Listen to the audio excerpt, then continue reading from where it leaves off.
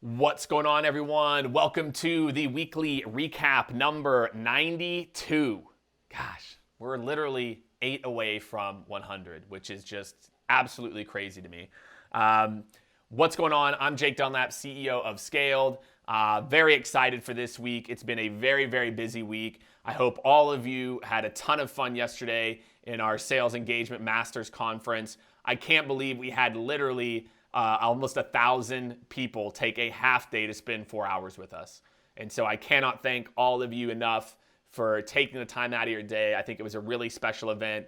Had a really, really awesome time earlier this week on Monday talking to my friend Alfie from Spendesk, talking about how he's pivoted his sales organization. So make sure to check out YouTube. If you're a sales leader, you're thinking about those pivots, you got to check that out.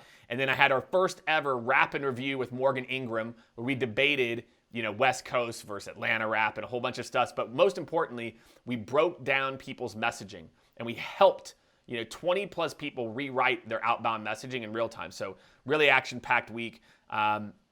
Really appreciate all of you guys tuning in over the last few weeks and everything that we're doing and continuing to show the love. So this week's Jake's Take, right?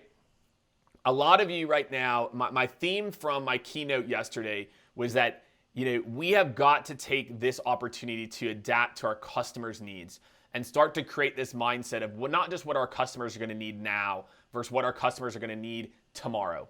And so if you're out there, what I really want you to focus on and what I really, really, really want you to think about is, are you continuing to adjust your messaging to what your buyers are going to need today and tomorrow, right? Are you going to continue to make incremental small incremental changes? Or are you going to start to make monumental leaps by taking the time to think and be creative? What are these people going through? So my take for you this week is that we have to start to focus on where our buyers are going and not just this whole BS around, I know there's uncertain times, etc., but really understanding what's in their minds and making that incremental changes right in the day-to-day that then we also create the time to make those monumental leaps. So I want everyone to think about making some monumental leaps this week. So this weekend, awesome. Like I said, it was really fun sitting down with Morgan. I broke out the gin and juice. We listened to a whole bunch of different rap, but really what we did is we took the time to make a monumental leap for some people, and we took the time to just think about the messaging. What is this person going through? How are they going to experience this?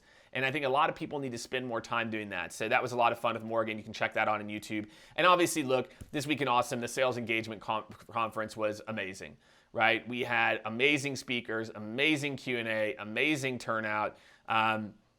We gave away hours and hours of free consulting. We gave away hours and hours of support. And so stay tuned. We're going to be starting to release that. You can DM me or drop something in the comments to sign up. We'll start dropping that on Tuesday, so you'll be able to see the whole thing live, which I think was really, really fantastic for a lot of you.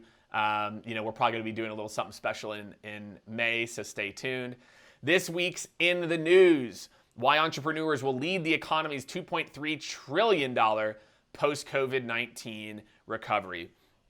I think it's always interesting times when things like this happen, right? There's been a lot of people who have talked about different companies that were created out of the wake of the last, big recession we had at the end of the 2000s, right? And I think as we go through this, there's going to be new challenges. And this goes back to what I said about being ahead of your customers. And I think what we're going to see is a whole slew of entrepreneurs who start to think about this whole remote work world, this whole new world that we all live in. And I think, whether that's, how to use IP in different ways to communicate and collaborate that we didn't use before, and the way that we think about mental health, physical health, and how we interact. And I think those are the types of things that I think I'm really, really excited about, that I think entrepreneurs, this tested a lot of fake entrepreneurs, right? People who are just surviving off of venture capital dollars, and then the stimulus helped a lot of folks, and a lot of small businesses, and that was needed. And I think what we're going to see is that now we're going to see a lot of people focus on building really good small businesses, and making sure that they're not vulnerable the next time this comes around. So in this week's Ask Jake Anything, #AskJakeAnything, next week I'll have some effects. I've got a whole new setup here, so I'm working on it. How do you make the right impression when your service is no different than your competition with nearly the same price point? I would go find a new sales job. For me, if you don't believe that there are 2 or 3 things that you competitively do at a higher level that are relevant to your buyers, I got nothing for you. It's all about relationships. That's not really as much about sales. So that's my advice. If you really feel and you're looking yourself in the mirror, you're like, man, we are really just like these other people. I don't see a path forward. There isn't a path forward. Go find something that's differentiated. Go find some of these future of work things that I just talked about before and go sell that. So I'll take another hashtag, Ask Jake Anything here. How do you prevent deals from being put on the back burner when you have them sitting on the goal line? I feel like the answer is process, but how do you create urgency and get it done?